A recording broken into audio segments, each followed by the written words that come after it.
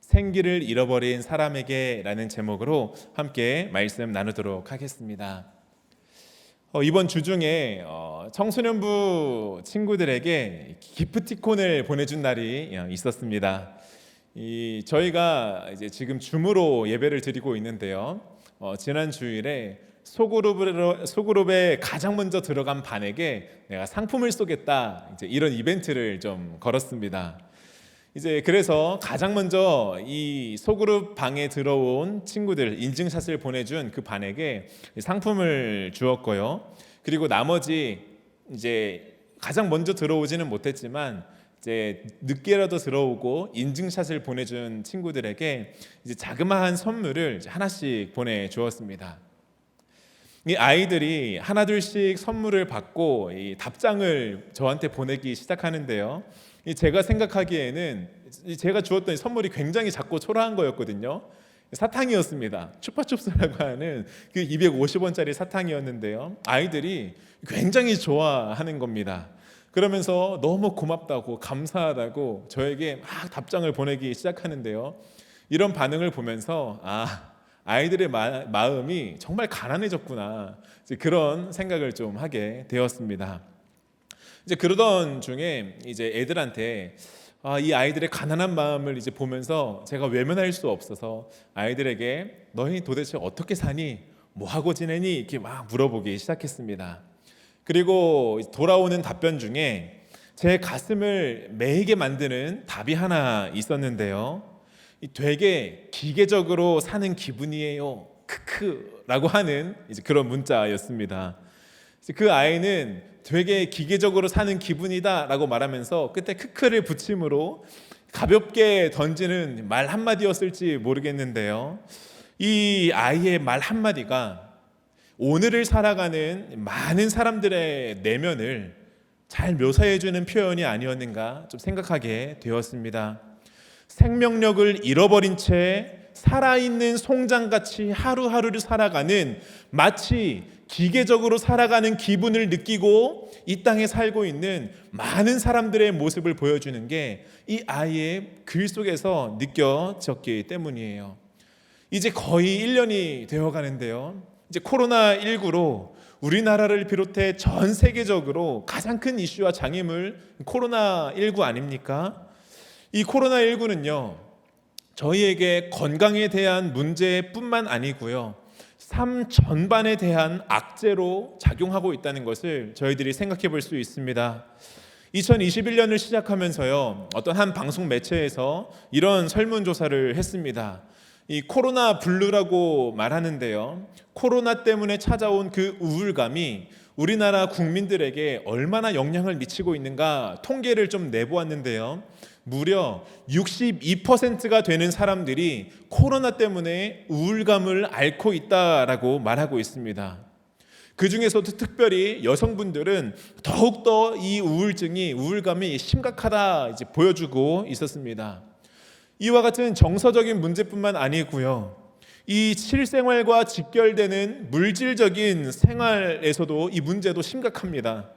빈부의 격차가 더 심화되는 것은 물론이고요, 자영업을 하시는 분들이 정말로 생계가 어려워지고 있다는 것을 통계로 보여주고 있는데, 이 모습을 보면서 참 마음이 답답하고요, 아파오는 게 저만의 모습은 아니리라 생각합니다. 사실요, 이 코로나로 인해 우리에게 찾아온 문제가 있는데 이것 아니어도요, 우리에게 생기를 잃게 만드는 문제들이 부지기수로 많이 있다는 것을 저희들이 생각해 볼 수 있어요. 왜 그럴까요? 왜 우리가 살아가면서 생명이라는 것을 가지고 살아가는데 이 생명력, 이 생기를 잃게 만드는 일이 우리의 삶 가운데에 도처에 깔려 있다는 것을 저희들이 볼 수밖에 없는 걸까요? 왜 자꾸만 우리가 살면서 우리의 생기를 앗아가는 것들을 경험할 수밖에 없는 걸까요? 왜 그런 걸까요? 우리가 영원하지 않기 때문입니다. 우리에게요, 이 생기 있어 보이는 것들도요, 시간이 지나면 어떻게 됩니까? 다 죽어버리기 때문입니다. 다 사라지고 죽는 것뿐입니다. 가끔요, 제가 아내에게 꽃을 선물해 줄 때가 있습니다. 이 아내가 막 꽃을 사지 말라고 말하는데도요, 저는 가끔 이 꽃을 선물합니다.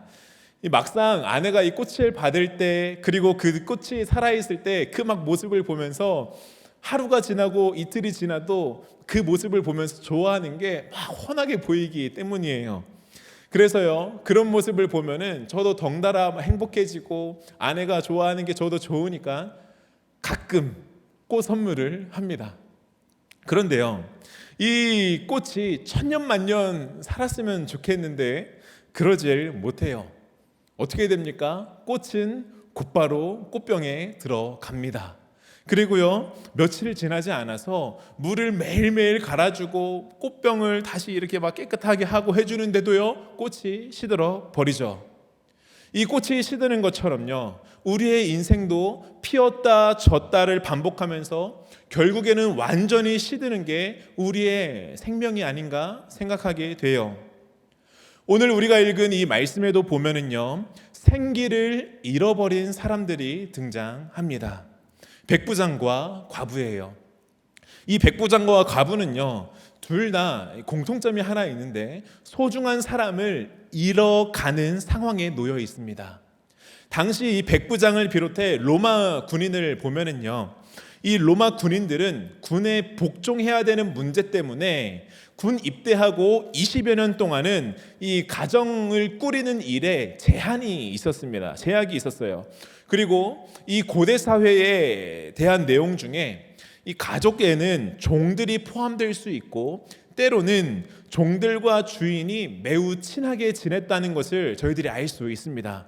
그리고 그 중에 가끔 가족이 없는 자에게는 이 종과 주인의 관계가 굉장히 소중한 관계에 놓일 수 있다는 이 표현이 있습니다.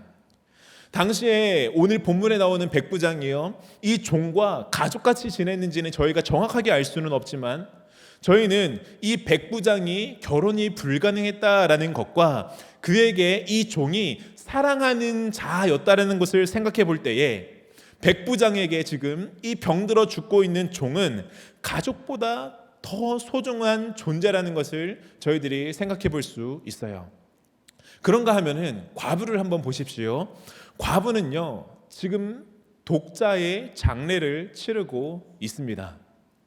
과부에게 독자는 무엇을 의미합니까? 과부의 전부예요. 세상에 그 어떤 것보다도 소중한 게 바로 이 과부의 독자 아닙니까?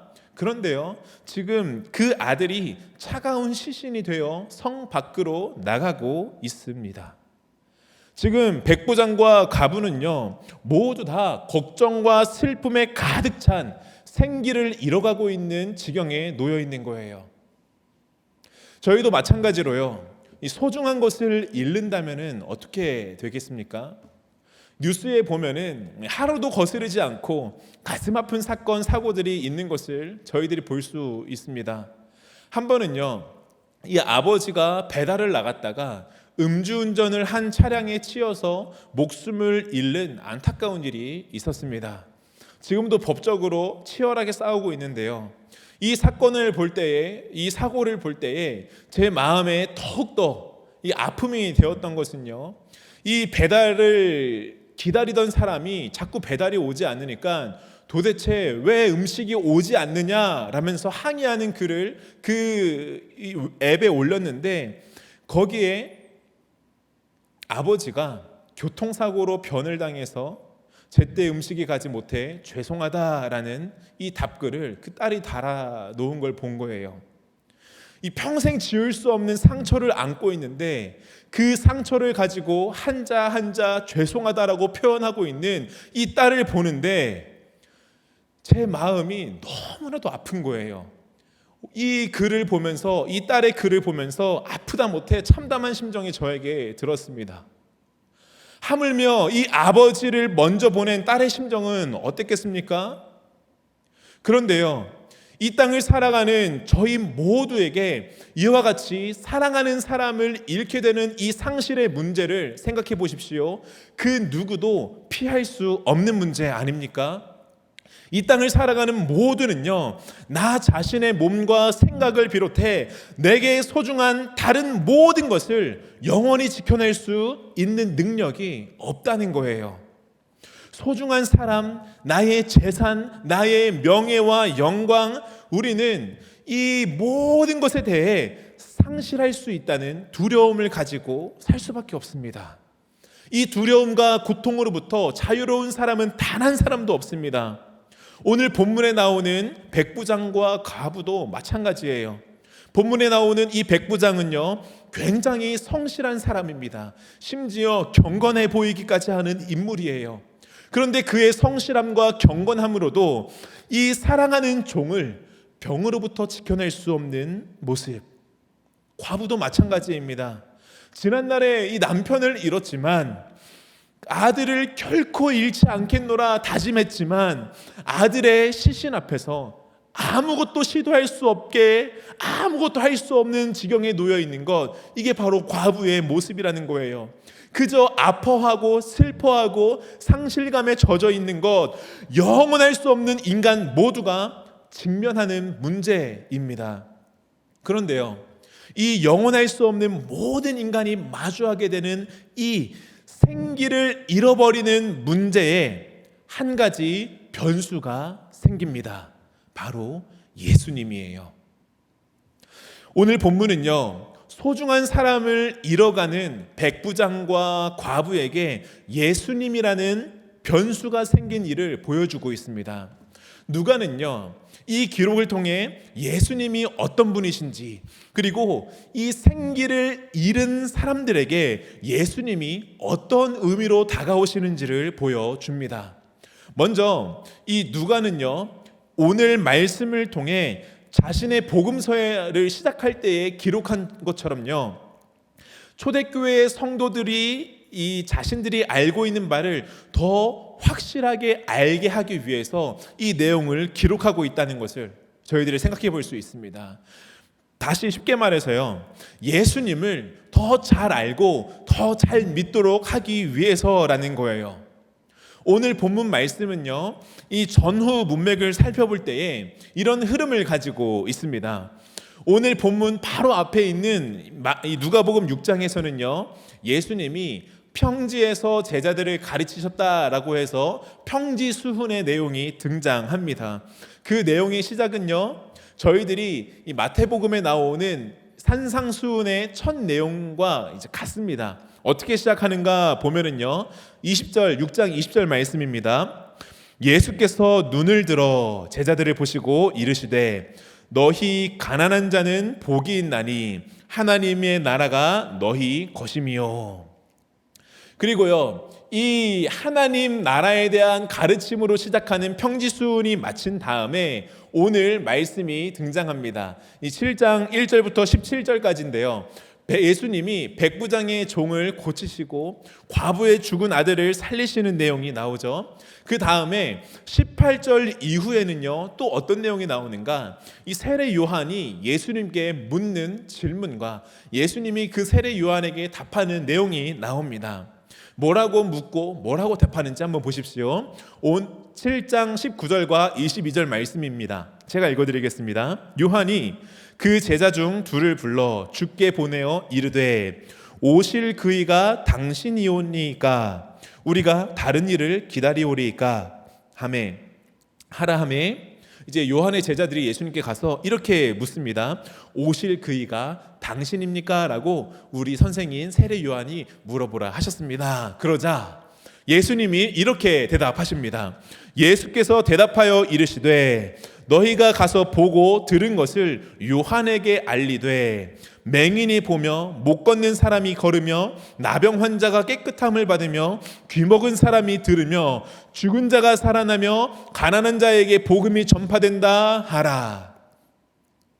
그러시면서 예수님이 여자가 낳은 자 중에 가장 큰 자가 세례 요한인데 하나님 나라에서는 지극히 작은 자가 이 세례 요한보다 크다라고 말씀하시죠. 이 앞서 6장에서 예수님이 제자들에게 가르치신 내용과 세례 요한의 질문에 대답하시는 그 내용을 살펴보면은 예수님이 지금 무엇을 말씀하고 계시는가? 하나님 나라를 말씀하고 계시다는 것을 알 수 있습니다. 하나님 나라가 무엇입니까? 예수님이 십자가에서 부활하시고 하늘과 땅의 권세를 가지신 그 예수님을 통해 하나님의 통치가 회복되는 모든 영역이 바로 이 하나님 나라예요. 이 하나님 나라가 예수님을 통해 너희 가난한 자에게 하나님 나라가 주어진다. 예수님을 통해 세례 요한이 전하던 그 하나님 나라의 복음이 지금 이 땅에 드러나고 있다, 임하고 있다는 것을 예수님을 통해 지금 보여주고 있는 거예요. 그 이야기 가운데에 오늘 본문이 나오는데요. 이 땅에 하나님 나라를 회복시키시는 그 예수님이 백부장의 병든 종을 고쳐주시고 과부의 죽은 아들을 살리시는 분이시라는 것을 지금 오늘 본문이 보여주고 있는 거예요. 이것은 바꾸어 말하자면은 이 땅에 속해서 세상에 속해서 생기를 잃어버린 자에게 하나님 나라의 복음을 가져다 주시는 예수님이 어떤 일을 행하여 주시는가를 보여주고 있는 겁니다. 앞서 말씀드린 것처럼 사람은요, 태어나면서 죽을 때까지 생기를 잃어가는 존재입니다. 왜 그럴까요? 생명의 근원이 사람에게 없기 때문이에요. 생기의 근원이 사람 속에 없기 때문입니다. 본래 사람은요, 하나님의 형상대로 지음을 받고 하나님이 호흡을 불어넣으심으로 생명이 되었습니다. 하지만 아담이 범죄함으로 호흡을 불어넣으시는 그 하나님과의 관계가 단절되자 어떤 일이 일어납니까? 죄와 사망이 다스리는 세상에 속한 자가 되었습니다.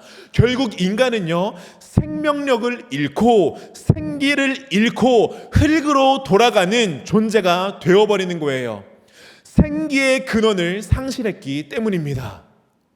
그런데요, 이같이 나면서부터 흙으로 돌아가고 있는 사람에게 예수님이 생명을 들고 찾아와 주시는 겁니다. 오늘 본문에 백부장의 종이 고침을 받고 과부의 죽은 아들이 살아났습니다. 이 모습을 본 백부장과 과부는요, 어떻게 될까요? 내가 이 땅 가운데에 속해서 저 죽음을 바라보고 낙담하고 좌절하며 죽음을 향해 나아갈 수밖에 없는 나였지만 나의 삶 가운데에 생명을 들고 오시는 예수님, 나의 죽어가고 있는 저 종을 고쳐주시는 예수님, 나의 죽어버린 독자를 살려주신 그 예수님으로 말미암아 저 죽음과 사망의 세상에서 하나님 나라로 옮겨지고 있는 모습이 지금 이 말씀을 통하여 보여주고 있는 겁니다. 어떻게 이런 일이 일어난다고요? 이전에는 결코 경험할 수 없었던 이 생명력을 예수님 안에서 발견했기 때문입니다. 죄와 사망의 나라에서 생명의 나라, 주의 나라를 보았기 때문입니다. 사랑하는 성도님들, 예수님을 통해 하나님의 통치, 주의 나라가 이 땅에 임한다는 사실과 주의 나라가 임할 때에 어떤 일이 일어나게 되는가 오늘 말씀이 보여주고 있는 거예요. 죄와 사망에 속해 이 병든 자가 죽어가고 있고 이 독자가 죽을 수밖에 없는 이 모습 가운데에 병든 자가 고침을 받고 죽은 자가 살아나게 되는 놀라운 변화의 모습이 바로 하나님 나라의 모습이라는 겁니다. 여기에서 저희는요, 이런 질문을 좀 해봐야 합니다. 예수님을 통해 하나님 나라가 임하고 병든 자가 고침을 받고 죽은 자가 살아나는 이 잃어버린 생기를 회복하는 일들이 일어나는 건 이제 알겠는데, 그렇다면 이 일들이 우리에게는 어떻게 일어날 수 있겠냐라는 질문이에요. 어떻게 해야 우리도 잃어버린 생기를 회복할 수 있는 걸까요? 백부장과 과부의 모습을 한번 보기 원합니다. 먼저 1절부터 10절에 보면은요, 백부장의 이야기가 나옵니다. 이 이야기 중에서 4절부터 5절에 보면은요, 백부장이 어떤 인물이었는가를 저희가 알 수 있습니다. 이 4절과 5절 말씀인데요, 이렇게 말합니다. 이에 그들은요, 유대의 장로들을 말하는데 이 유대 장로들이 예수님께 나와서 하는 말입니다. 이렇게 말합니다. 예수께 나와 간절히 구하여 이르되 이 일을 하시는 것이 이 사람에게는 합당하니이다. 그가 우리 민족을 사랑하고 또한 우리를 위하여 회당을 지었나이다 하니. 지금 보면은요, 굉장히 이례적인 표현이 나오고 있는 거예요. 백부장은 이 장로들을 비롯해 그 지역의 많은 유대인들에게 인정받고 있었어요. 왜 그런가 하니 이 유대 민족을 사랑하고 또 그들을 위해 회당을 지어주었기 때문이다 라고 말합니다. 백부장이 누구입니까? 로마 군대의 장이에요. 그런데 그 백부장을 보며 그가 충분히 예수님께 고침받을 만합니다, 합당합니다 라고 표현하고 있는 거예요. 사랑하는 성도님들, 그 당시에 유대인들 중에는요, 스스로 세리가 되어서 로마의 앞잡이 노릇을 하고 자기 민족을 배신하는 사람들이 있었는데요, 이 세리들, 로마의 편에 돌아선 사람들을 유대 민족은 어떻게 대했습니까? 저 매국노들, 저 때려 죽일 놈들이라고 하면서 죄인 취급했습니다. 괴 취급했습니다. 그런데요, 지금 이 갈릴리에 있는 유대인들 그리고 장로들이 지금 표현하는 것을 보십시오. 뭐라고 말합니까? 이방인이, 심지어 로마의 백부장이 유대 민족을 사랑하고 있다 표현하고 있습니다. 굉장히 놀라운 표현이죠.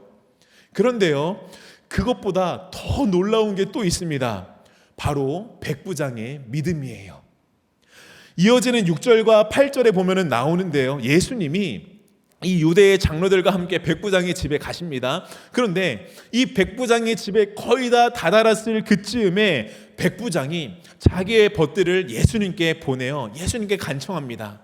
예수님, 생각해보니 나도 내 부하에게 이리 와라 저리 가라 하면은 이 부하가 복종하고 따르는데, 하물며 예수님이 부정하고 자격 없는 내 집에 들어오시는 것을 내가 감당치 못할 뿐만 아니라 말씀만으로도 내 종을 충분히 고치실 수 있는 분이시라는 것을 제가 알겠습니다.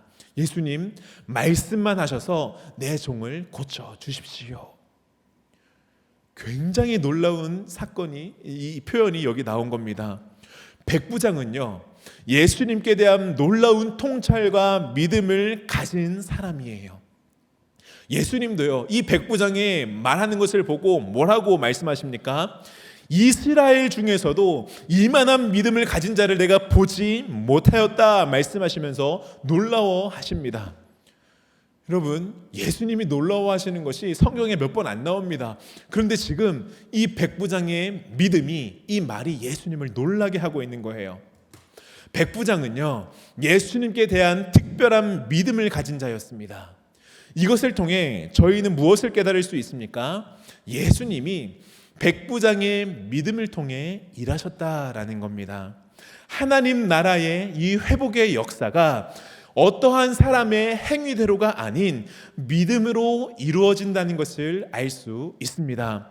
장로들은 백부장이 유대 민족을 사랑하고 우리 애를 위해서 회당을 지어주었으니까 그에 합당한 대가를 받아야 합니다 라고 말했지만, 예수님은요, 그 백부장의 믿음을 보신 후에야 비로소 그 종의 병을 낫게 하십니다. 생기를 잃어가던 백부장의 영혼이 회복되기 시작하는 거예요. 그런가 하면은 이 과부는 어떻습니까? 과부는요, 나인성의 주민이었습니다. 이 성의 이름은 기쁨이라는 의미를 가지고 있는데요, 이 기쁨의 성에 장례가 일어난 거예요. 과부의 독자가 죽은 겁니다. 과부는요, 나인성 사람들에게 위로받는 사람이었습니다. 당시 이 유대인의 장례를 들여다보면은요, 이 장례가 나면은요, 그 지역, 그 동네에 있는 모든 사람들이 이 장례에 참여하고 함께 슬퍼해 주는 것이 아주 중요한 일 중에 하나였는데요, 마찬가지였습니다. 이 과부의 독자가 죽었을 때에 나인성의 많은 무리가 과부의 죽은 아들을 애도하며 이 장례의 행렬에 동참하고 있는 중이었습니다. 어떻게 보면은요, 이 과부는 많은 사람에게 위로를 받는 사람이에요. 하지만 그럼에도 불구하고 독자를 잃은 과부는 어땠을까요? 많은 이들이 이 과부의 곁을 지켜주었습니다. 그렇지만 과부 외에는 그 누구도 알 수 없는, 아무도 모를 아픔이 그 과부에게 있는 거예요. 무엇으로도 위로받을 수 없는 가장 큰 슬픔 중 하나가 바로 자식을 먼저 떠나보내는 부모의 이 마음인데요. 그것도 독자의 죽음은요, 어떨까요? 말로 다 표현할 수 없는 고통과 슬픔으로 자리 잡는 거 아닙니까? 그런데요, 예수님이 그 과부의 슬픔을 보셨습니다. 그를 보시고 불쌍히 여기사 울지 말라 위로해 주십니다. 그리고 그 죽은 아들을 살려 주십니다. 사랑하는 성도님들, 지금 과부가 처해 있는 상황은요, 굉장히 특별한 상황이었습니다. 나인성 과부는 이 세상에서 가장 큰 슬픔 중에 슬픔인 과부가 가진 독자가 죽는 이 슬픔에 처해 있는 여인이었습니다. 그런데 예수님은 이 과부의 슬픔을 외면하지 않으시고 불쌍히 여겨주십니다. 예수님은 한 영혼을 긍휼히 여기시며 그에게 죽은 자가 살아나는 놀라운 기적을 보여주십니다. 이것을 통해 저희는 또 무엇을 알 수 있습니까? 아무것도 할 수 없는 우리에게, 아무것도 할 수 없는 과부에게 임하는 예수님의 긍휼을 보게 됩니다. 모든 소망을 잃어버렸던 과부에게 소망이 생기는 일, 이것이 바로 하나님 나라의 그 놀라운 회복의 역사가 주어지는 거예요. 자, 여기까지요. 백부장과 과부에게 행하신 이 예수님의 기적을 통해 우리는 무엇을 알 수 있습니까? 어떻게 생기를 회복할 수 있는가? 첫째로 믿음을 통해서였습니다. 그리고 둘째로 긍휼히 여김을 받아서 하나님 나라가 임하는, 하나님 나라에 속해서 위로와 소망을 발견하게 되는 그 회복을 우리가 얻을 수 있다는 것을 알게 되었습니다. 믿음과 긍휼히 여기심이에요. 사랑하는 성도님들, 우리 모든 성도님들이 이 백부장이 보여준 믿음처럼, 그리고 과부가 이 받은 긍휼히 여기심처럼 우리의 잃어버린 생기가 회복되는 역사가 일어나기를 간절히 소원합니다. 그런데요, 저희가 여기에서 마지막 한 가지 질문을 더 가져야만 합니다. 예수님은 우리가 백부장 같은 특별한 믿음을 가져야만 과부와 같은 아주 특별한 상황, 살아가면서 가장 큰 슬픔을 겪고 있는 이 장래에 처해야지만 병을 고쳐주시고 죽은 자를 살려주시는 분이신가? 예수님이 과연 특별한 믿음이 있어야, 그리고 이 장례를 치러야 우리에게 찾아와 주시는 분이신가? 라는 질문입니다. 사랑하는 성도님들, 저희는요, 이 신앙생활을 할 때에 생각보다 많이 예수님께 정답을 쥐어드리려고 할 때가 많다는 것을 생각해 봐야 합니다. 마치 이런 거예요. 내게 생기가 없는데 이 생기를 회복하기 위해서, 생기 있게 하기 위해서 무언가 내가 먼저 문제를 풀어서 예수님께 답을 드려야 될 것만 같은 그 마음과 생각이 저희에게 너무나도 자주 찾아온다는 거예요. 그래서요, 우리가 백부장처럼 예수님을 놀라게 할 믿음을 가져다 드리면은 우리에게 생기가 회복되게 될까? 우리에게 예수님이 우리를 긍휼히 여기실 것만큼 아주 불쌍한 처지에 처해 있을 때에야 비로소 예수님이 우리 가운데 찾아오셔서 소망을 주시는 걸까? 이 믿음을 예수님께 가져다 드리면, 이 불쌍한 상황을 예수님께 드리면 우리의 문제가 해결될까? 그렇지만 우리가 기억해야 하는 것이 하나 있습니다. 우리가 예수님께 정답을 드리는 게 아닌 예수님이 우리의 정답이 되어 주신다는 거예요. 다시요, 우리가 예수님께 정답을 쥐어 드리는 것이 아닌 예수님이 우리의 정답이 되어 주신다라는 사실입니다. 우리가 처한 이 어려운 상황, 마치 앞서 말했던 이 한 아이가 마치 기계적으로 사는 것 같다라고 표현했던 것처럼 내 삶이 생기를 잃어버렸고 마치 살아있는 송장과도 같이 느껴지는 이때에 우리는 이 생기를 회복하기 위해서 내가 무언가 예수님께 정답을 지어야 드려야 되지 않는가라고 생각하게 됩니다. 이 생각에 대해서 우리의 몸도 마음도 동의를 해서 어떻게 합니까? 그래서 찬양을 하고, 그래서 기도하고, 그래서 말씀을 보려고 합니다. 그런데요, 우리가 기억해야 하는 것은 이 경건한 행위조차도 생기를 회복하기 위해서 예수님께 지어다 드리는 정답이 되어서는 안 된다라는 겁니다. 성경은요, 우리가 먼저 생기를 회복하기 위해서 예수님께 정답을 지어다 드리는 것이 아니라 예수님, 그분이 우리의 정답이 되어 주신다라고 말씀하고 있습니다. 생기를 회복하기 위해서 필요한 것은 예수 그리스도이십니다. 사랑하는 성도님들, 그분이 우리의 유일한 회복의 근원이 되시는 겁니다. 찬양을 통해서 우리가 먼저 위안을 얻기 이전에 예수 그리스도를 바라보는 거예요. 기도를 하면서 예수 그리스도를 바라보는 것입니다. 말씀을 보면서 예수 그리스도를 바라보는 거예요. 이것이 바로 생기 잃은 자에게 필요한 유일한 것입니다. 예수 그리스도. 사랑하는 성도님들, 말씀을 맺도록 하겠습니다. 모두가 힘든 시대를 지내고 있습니다. 코로나19라는 질병으로 그로 인해 관계의 단절이 찾아오고 경제적으로 심각한 손실이 우리에게 찾아오고 있고요.